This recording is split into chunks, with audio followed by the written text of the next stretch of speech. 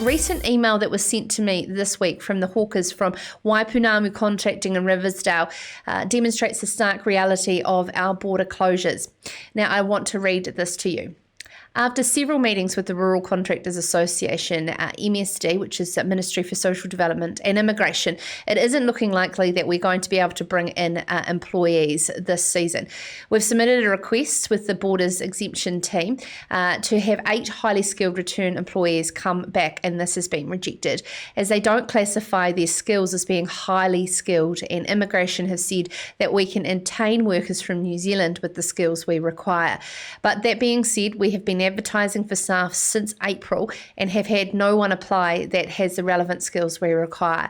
We're also a work placement company for Telford and hope that some of their candidates from the agricultural course will fill a gap, but at this stage it isn't looking likely. Jason Hawker joins us now. Good evening. Hey guys, yep. Very tough times out there, and probably some of the toughest that you've experienced in your career, I'd imagine. Could you just paint us a picture of what a normal season looks like for you staff-wise and the makeup of those staff? So generally we hover around 20 odd staff, full-time permanent boys all year round. And then sort of September, October, we'll gradually ramp up to 40 plus, depending on the season. And yeah, it starts pretty rapidly. You don't get a lot of time to warm up and train up and get everybody skilled up as to where they got to go. It's one minute it's wet and cold in Southland, and the next minute the sun's out that way. Yeah, when the sun's out in Southland, you make hay while the sun shines, right? Yep.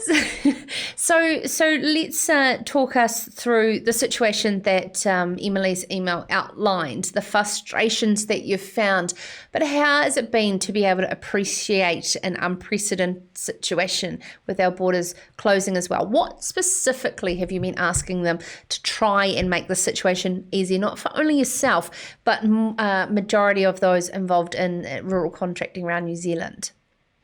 Yeah, I mean, we fully understand the problems going on around the world and the potential risk, I guess, of these lads and ladies coming in to help us through the summer. But yeah, I think the risk is so much greater.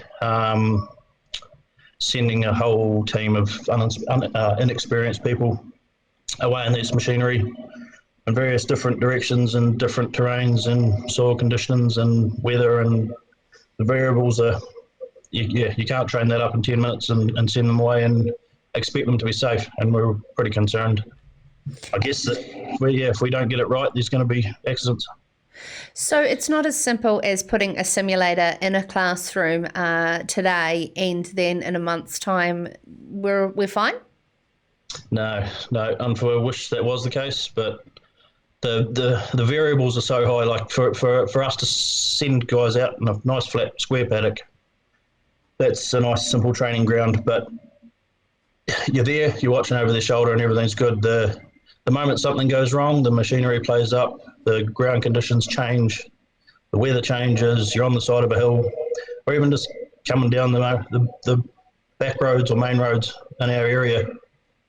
If you're not 100% up to speed with what you're operating and how it's going to behave if things change, things can go wrong pretty quick. And we're all for training Kiwis. I mean, in the past we've had maybe around 10 to 15, sometimes more new ones come in. These guys have the experience, they've lived and breathed machinery, tractors. They've been in the trade with dad since they were little kids, and that's how you learn.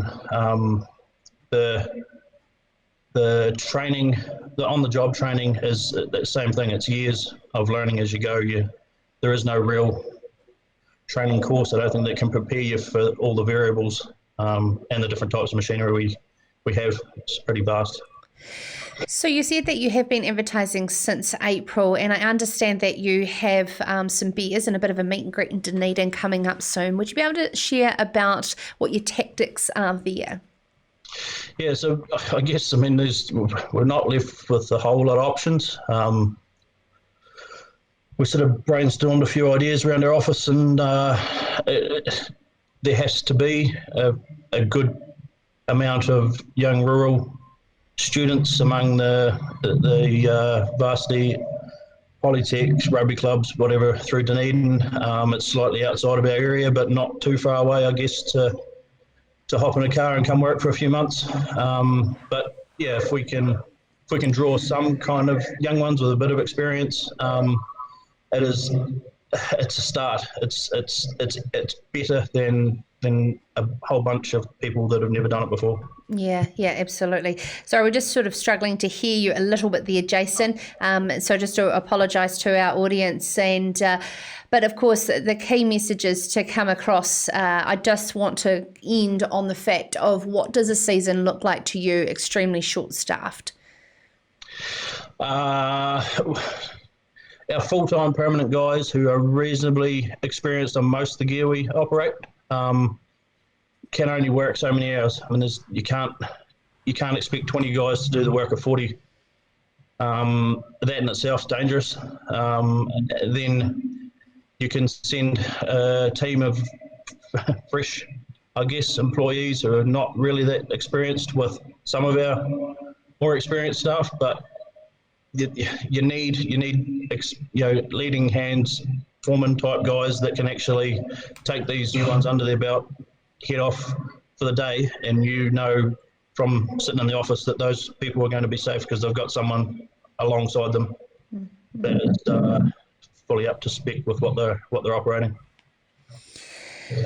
So where to here next, Jason? I mean, you've been doing as much as that you can across the ministries and exposing the risks. That I've also seen here a list in support of all the dealerships and all the brands saying that they are at risk just as much from some of these potential accidents that could occur this season. Yep, and they've been fantastic in getting in support of us.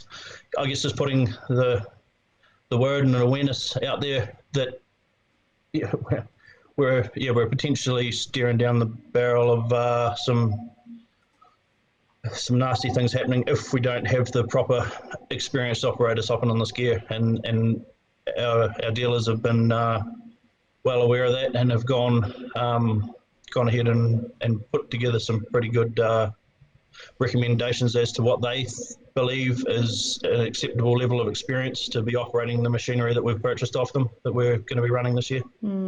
Thank you so much for taking the time to not only get in touch with Ceres Country. Jason Hawker, Operations Manager for Waipounamu Contracting in Riversdale and Southland, alongside his wife Emily. This is Ceres Country.